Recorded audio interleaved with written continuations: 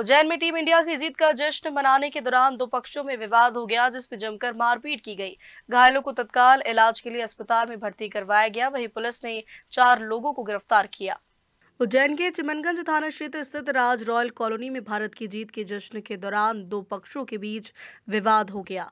बताया जा रहा है कि भारत के मैच जीतने के बाद कॉलोनी में पटाखे फोड़ने को लेकर दो युवकों के बीच कहासुनी हुई, जो देखते ही देखते मारपीट में बदल गई। विवाद बढ़ने पर दोनों पक्षों के लोग आमने सामने आ गए, जिसमें कई लोगों को चोटें आई। घायलों को उपचार के लिए जिला चिकित्सालय में भर्ती करवाया गया। स्थानीय लोगों के अनुसार विवाद में एक पक्ष हिंदू समुदाय से और दूसरा पक्ष मुस्लिम समुदाय से बताया जा रहा है। घटना के बाद क्षेत्र में कुछ देर के लिए तनाव की स्थिति भी बनी रही।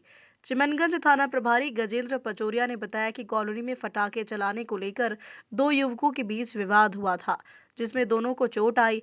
पुलिस ने दोनों पक्षों की शिकायत पर मामला दर्ज कर लिया और 4 लोगों को राउंड अप किया गया। प्रारंभिक जांच में 3 से 5 लोगों की संलिप्तता सामने आई, जबकि अन्य स्थानियों के साथियों के नाम सामने आने पर उन्हें भी प्रकरण में शामिल किया जाएगा। बाइट। वहीं घटना की जानकारी मिलने के बाद विश्व हिंदू परिषद के पदाधिकारी जिला चिकित्सालय पहुंचे, जहां उन्होंने घायलों से मुलाकात की। इस दौरान भी पदाधिकारियों ने आरोप लगाया कि भारत की जीत के जश्न के दौरान कुछ लोगों ने हिंदू परिवारों पर हमला किया और इस पूरे मामले की निष्पक्ष जांच कर आरोपियों के खिलाफ सख्त कार्रवाई की मांग की। क्या कुछ घटनाक्रम हुआ है? कल भारत के मैच के बाद की घटना है। मैं मेरे घर के बाहर बैठा हुआ था और 5-7 युवक पाइप और हथियार लेके आए और मुझे डायरेक्ट मार दिया आते थे। कोई बात मैं तो जानता भी नहीं था उसको। उसमें से 2-3 लोग वहीं रहते थे, बाकी और बहुत सारे थे। वो आते से मारा उन्होंने और कारण ये था कि वहाँ पे भारत की जीत पे लोग पटाखे फोड़ रहे थे, तो उनका ये कहना था कि पटाखे ना, यहाँ पे पटाखे मत फोड़ो। कौन लोग हैं वो और उन्होंने ऐसा क्यों किया? वहाँ पे कोई मुस्लिम वर्ग के लोग हैं बहुत सारे, जो आए दिन इस तरह के काम करते हैं। इसके पहले भी उन्होंने माताजी की मूर्ति बिठाने पे विवाद करा था। उसके बाद माताजी की मूर्ति के बाद उन्होंने आरती पे ऑब्जेक्शन लिया था। और अभी सुबह जब आरती होती थी तो उन्होंने ये बोला कि हमको आपकी आरती से परेशानी है, आप आरती मत करो मंदिर की। इसके पहले भी बहुत 3-4-5 बार ये घटनाएं हो चुकी है। प्रशासन को इसकी पूरी जानकारी है।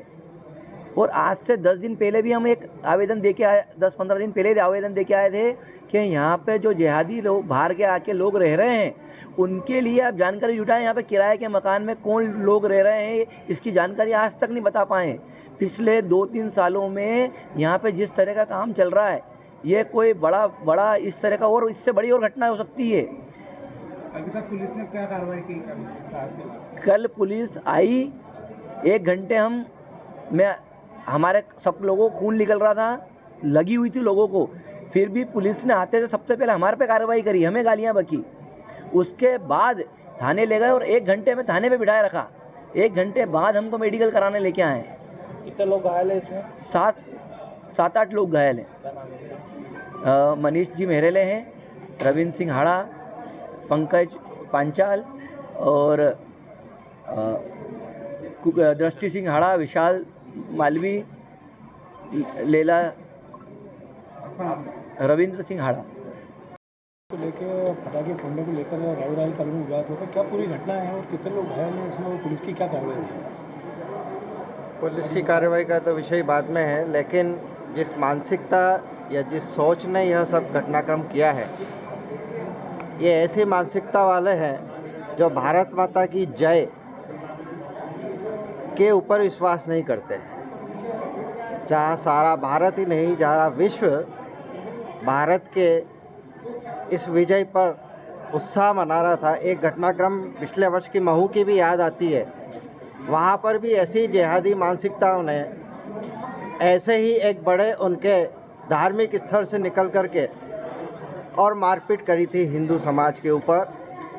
और जितने वहाँ पर ऐसे विजय का जश्न भारत का मना रहे थे, और उसी क्रम में यहाँ पर भी अगर देखा जाए तो 11 बजे के आसपास जब भारत विजयी होता है, सारा उज्जैन, सारा मध्य प्रदेश, सारा भारत इस विजय को आनंद के रूप में मनाते हैं अपने अपने तरीके से। कोई मिठाई बांटते हैं, कोई नाचते हैं, कोई पटाखे फोड़ते हैं। और जिन लोगों को इस भारत की विजय पचती नहीं है, ऐसी जिहादी मानसिकता वालों का यह एक क्रम होता है और उस क्रम के आधार पर ही उन्होंने यह घटना दी। एक विषय तो यह है, लेकिन मुझे इससे ज़्यादा भी बढ़कर के यह विषय हो रहा है। अभी आप सबको मालूम है उत्तम नगर का तरुण जी की हत्या। ऐसी जिहादी वाली मानसिकता लोग घर में घुस कर के एक छोटी सी बात, जो कि बच्ची के उसमें कहीं कोई बात नहीं थी, शांति हो गई थी, माफ़ी हो गई थी, क्षमा मांग ली थी, फिर भी जिहादी मानसिकता पनप करके उसके घर में घुस के घर वालों को मारा और बाहर से आए हुए उस युवा तरुण भाई की हत्या करी। यह भी उसी मानसिकता का परिचय है। और यहाँ जो हमको और भी घटनाक्रम दिखे हैं, वह इस घटना के माध्यम से वहाँ जो निवासरत लोग हैं उनके मन में यह भय पैदा करना कि यह क्षेत्र छोड़ कर के चले जाओ, आने पौने दामों में यह भवन, यह स्थान रिक्त कर दो। उस क्षेत्र को डेमोक्रेटिक तरीके से वहाँ पर दूसरे लोगों को बसाया जा रहा है। ये लोग बता रहे थे कि कोई रोहिंग्या भाषा बोल रहा है, कोई बंगाली भाषा बोल रहा है, और इस तरह से वहाँ पे पता नहीं कहाँ से लोग एकत्रित हो जाते हैं। भय का वातावरण, कल ही नहीं इसके पहले भी वो लोग वहाँ पर एकत्रित होते रहते थे और आसपास के हिंदू समाज को भयग्रस्त करने के लिए यह सुनियोजित तरीका था उनका। कल जब उनको ऐसा विजय उत्सव के दौरान उस परिवार की एक बहन और उनके पति के ऊपर पहले हमला किया, फिर उनको बचाने के लिए जब वहाँ के आसपास के मोहल्ले के कुछ लोग आए, उन सबके ऊपर भी उन्होंने इकट्ठे होकर के, और कम से कम 100-125 लोगों से अधिक वो संख्या उस समय थी, उन सब ने उन सब के ऊपर पाइप से हमला कर रहे हैं, हथियारों से हमला कर रहे हैं, डंडे से मार रहे हैं। इसका मतलब ये सब सुनियोजित तरीका था और इसके पीछे विजय उत्सव या भारत द्रोही मानसिकता तो स्पष्ट आती ही है। दूसरी स्पष्टता होती है कि उस माहौल को भयग्रस्त हिंदू वहाँ पर अपना अपना घर बार छोड़ करके भाग जाए और ऐसी जिहादी मानसिकता या रोहिंग्या मुसलमान को वहाँ पर बसाया जाए। इस सब के पीछे इस सब की भी बू आती है और यह सुनियोजित षड्यंत्र इसी क्रम में होगा कि हिंदू कैसे भयग्रस्त होकर के यहाँ से पलायन कर जाए, ऐसी भावना इसमें आती है।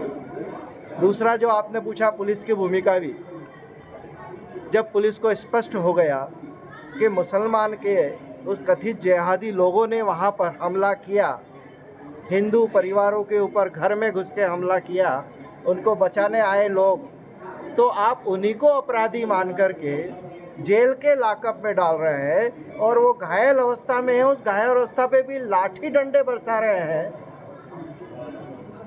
यह भी बहुत बड़ा प्रश्न उस पुलिस की कार्रवाई के ऊपर भी होता है कि आप एक पक्षी एक तरफ के ही लोगों को देख करके बिना कुछ सोचे समझे अपने डंडे के बल पर किस दिशा में आप इस भारत को ऐसे जो भयग्रस्त क्षेत्र है वहाँ संबल बढ़ाने की बजाय और उनको मारा पीटी करके और उनको भयग्रस्त करके और ऐसी जिहादी मानसिकता वालों का मनोबल बढ़ाने का काम कर रहे हैं। जो लोग वहाँ पर एफआईआर करवाने आए 11, साढ़े 11, 12 बजे उनको लॉकअप में डाल दिया।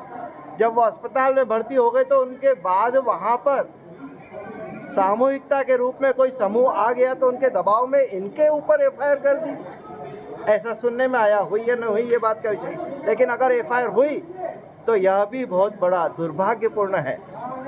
और ऐसे समय में इन सब घटनाओं को हमको आज हिंदू समाज हम सबको संगठित होकर के और सारा हिंदू शक्तिशाली आत्म सम्मान के साथ खड़ा हो सके, इन सब का प्रयास हमको जी तोड़ के करना पड़ेगा। नहीं तो आने वाले समय में हमारी पीढ़ियाँ ऐसे भयग्रस्त वातावरण में, और यहाँ से भागकर अब हिंदू समाज कहाँ जाएगा? कितना अखंड भारत था पहले, आज किस स्थिति में है। और आज जिसको बोलते हैं अच्छे दिन आएंगे, केंद्र में सरकार, यहाँ पर सरकार, क्या ऐसी सरकारों से यह अपेक्षा है कि हिंदू ऐसे भयग्रस्त वातावरण में जी सके? क्या अभी तक उसका संज्ञान प्रशासन या शासन ने नहीं लिया कि ऐसे भयग्रस्त वातावरण से, भय से मुक्त कैसे करवाया जाए? क्या ये सहिष्णुता की हत्या नहीं की गई है वहाँ पर उन जिहादी मानसिकता के द्वारा? क्या यह शांतिप्रिय लोग हैं?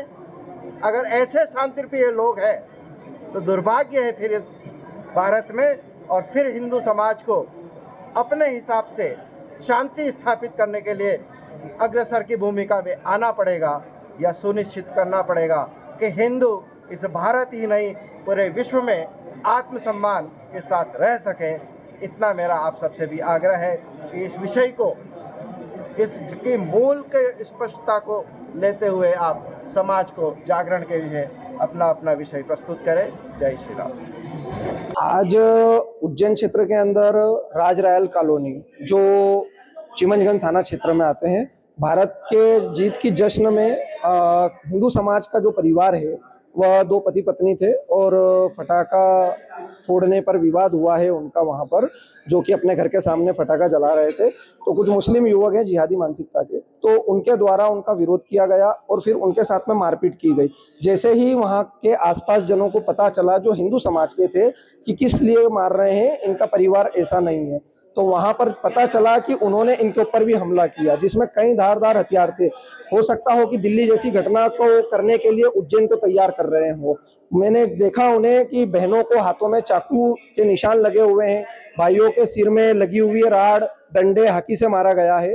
तो कहीं ना कहीं ये अत्यंत दुख की बात है कि भारत के जीत की जश्न में उन लोगों को तकलीफ होती है। ऐसी जिहादी मानसिकता के लोग यदि उज्जैन क्षेत्र के अंदर रहते हैं तो कहीं ना कहीं हिंदू समाज पर सवाल उठते हैं। सर, कल रात को एक घटनाक्रम हुआ है, दो पक्षों में कुछ लड़ाई हुई है, क्या है पूरा मामला? कल राजराल कॉलोनी में दो बच्चों में पटाखा चलाने के ऊपर विवाद हुआ है और दोनों बच्चों की चोटें आई हैं। दोनों बच्चों की तरफ से अपराध पंजीबद्ध किया है और हमने 4 लोगों को राउंड अप भी किया है और जो भी वैधानिक कार्रवाई कर रहे हैं।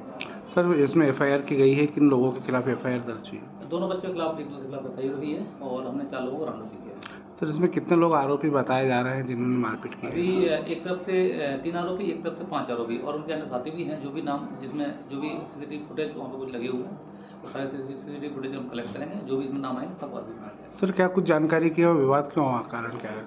विवाद नॉर्मली पटाखा चलाने को लेकर विवाद हुआ है और आपसी कुछ रंजिश हो सकती है, ऐसा कोई बड़ा ऐसा इशू नहीं है। फिलहाल पुलिस पूरे मामले की जांच में जुटी हुई है और घटना से जुड़ी अन्य लोगों की पहचान की जा रही है। उज्जैन से विमल बैंडवाल की रिपोर्ट।